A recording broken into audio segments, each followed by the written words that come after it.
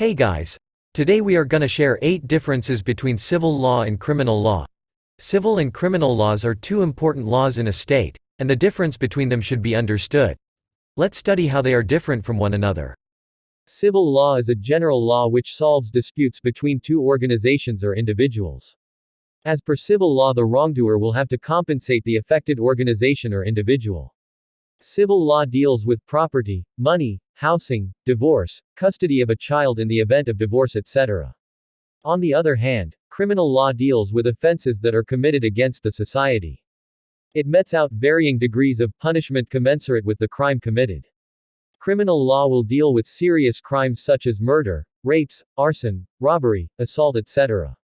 Civil law is initiated by the aggrieved individual or an organization, while the government files the petition in case of criminal law.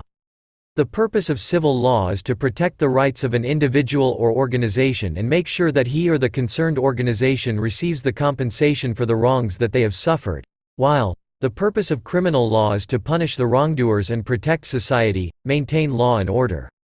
In case of civil law, to start a case, the aggrieved party needs to file a case in the court or tribunal, while, as per criminal law, to start a case, a petition cannot be filed directly in a court. Rather, the complaint should be first registered with the police, and the crime needs to be investigated by the police. Thereafter, a case can be filed in the court.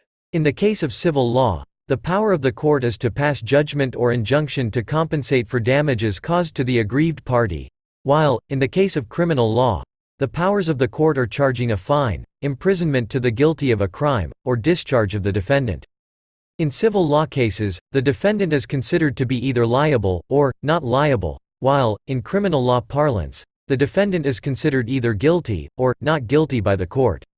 In civil law, the wrongdoer gets sued by the complainant or the aggrieved party, while, in criminal law, the accused person will be prosecuted in the court of law.